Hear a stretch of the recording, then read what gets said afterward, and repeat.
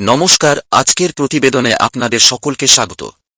আন্তর্জাতিক পরিস্থিতির এক গুরুত্বপূর্ণ অধ্যায় নিয়ে আজকের বিশেষ প্রতিবেদন।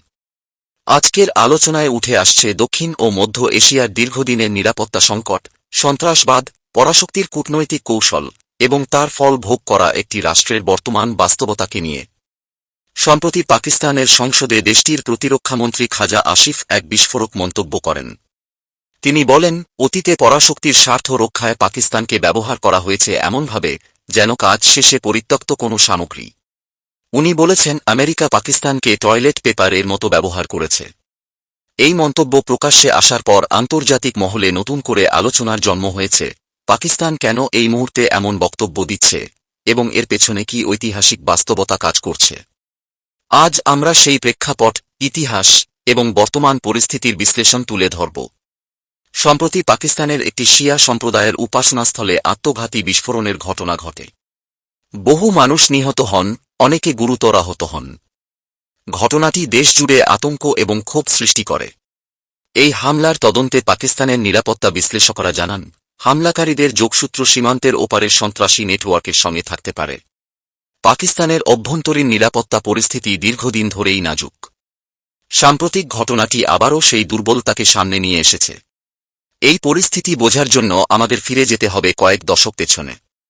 একসময় মধ্য এশিয়ার কৌশলগত অবস্থানের জন্য আফগানিস্তান হয়ে ওঠে বিশ্বশক্তিগুলোর প্রতিযোগিতার কেন্দ্রবিন্দু।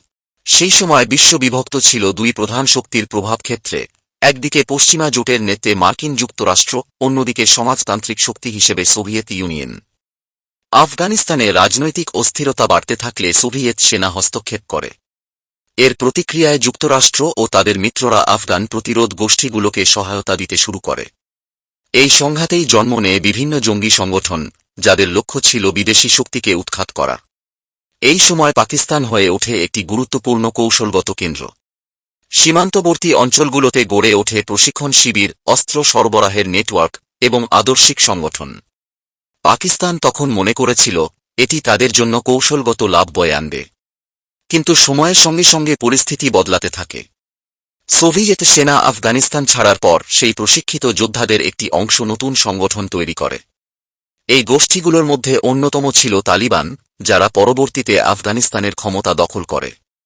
কিন্তু এখানেই সমস্যার শুরু। যে শক্তিকে একসময় কৌশলগত উদ্দেশ্যে ব্যবহার করা হয়েছিল, সেই শক্তি পরে অঞ্চল জুড়ে অস্থিরতার কারণ হয়ে দাঁড়ায়। 2001 সালের পর পরিস্থিতি আবার পাল্টে যায়। যুক্তরাষ্ট্র সন্ত্রাসবাদের বিরুদ্ধে যুদ্ধ ঘোষণা করে আর আফগানিস্তানে সামরিক অভিযান শুরু করে। এই অভিযানে পাকিস্তান আবারও গুরুত্বপূর্ণ মিত্রে পরিণত হয়। কিন্তু এতে পাকিস্তানের অভ্যন্তরে নতুন সমস্যা তৈরি হয়। সীমান্ত অঞ্চলে সক্রিয় হয়ে ওঠে তেহরিক তালেবান অফ পাকিস্তান বা টিটিপি। এই সংগঠন পাকিস্তান সরকারের বিরুদ্ধেই হামলা চালাতে শুরু করে। আজ পাকিস্তান এমন এক অবস্থায় দাঁড়িয়ে, যেখানে অতীতের নীতিগত সিদ্ধান্তগুলোর ফল তাকে নিজেকেই ভোগ করতে হচ্ছে। নিরাপত্তা বাহিনীর ওপর হামলা, ধর্মীয় উপাসনাস্থলে বিস্ফোরণ এবং সীমান্তবর্তী অঞ্চলে সংঘর্ষ, সব মিলিয়ে পরিস্থিতি উদ্বেগজনক। বিশ্লেষকদের মতে, দীর্ঘদিন ধরে যে কৌশলগত সিদ্ধান্ত নেওয়া হয়েছে, তারই প্রতিক্রিয়া এখন দেশে দেশে ফিরে আসছে। আন্তর্জাতিক মহল পরিস্থিতির দিকে গভীর নজর রাখছে। দক্ষিণ এশিয়ার স্থিতিশীলতা কেবল আঞ্চলিক নয়, বৈশ্বিক অর্থনীতি এবং নিরাপত্তার জন্য গুরুত্বপূর্ণ। যে কোনো অস্থিরতা জ্বালানি সরবরাহ, বাণিজ্য পথ এবং নিরাপত্তা কাঠামোর ওপর প্রভাব ফেলতে পারে।